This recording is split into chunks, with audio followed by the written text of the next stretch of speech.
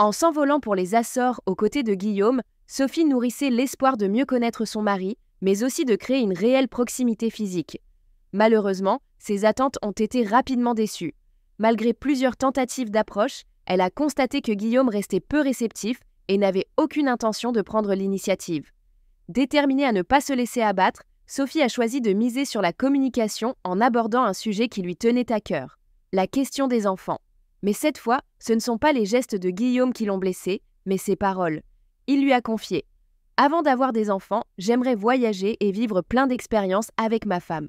Beaucoup se précipitent, mais moi je veux profiter 3 ou 4 ans à deux, car on dit que la passion s'éteint au bout de 3 ans. J'aimerais qu'on ait un enfant après 5 ans de relation, une fois qu'on est certain de s'aimer. » Et de préciser, les premières années sont souvent dictées par la passion, pas par l'amour véritable. Ces révélations ont profondément troublé Sophie, qui n'a pas caché sa déception devant les caméras.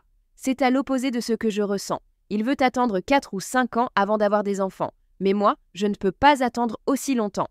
Elle a même interprété les propos de son mari comme une manière détournée de lui signifier qu'elle ne serait pas la femme avec laquelle il souhaite construire un avenir.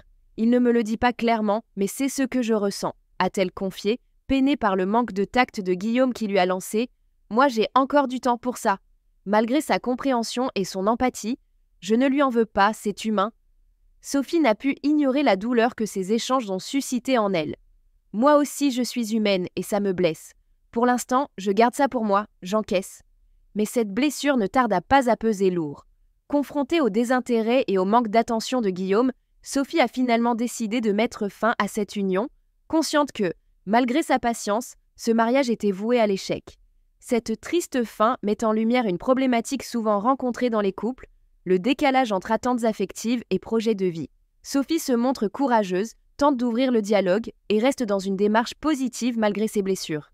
Guillaume, quant à lui, exprime avec sincérité ses priorités, ce qui est une preuve d'honnêteté même si le moment et la forme sont maladroits. Voici ce qui pose problème. Le manque de réciprocité émotionnelle.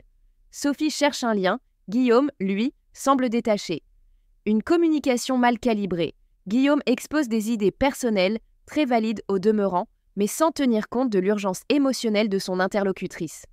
Un manque d'empathie dans la façon de dire les choses. Des vérités peuvent être dites, mais avec plus de délicatesse.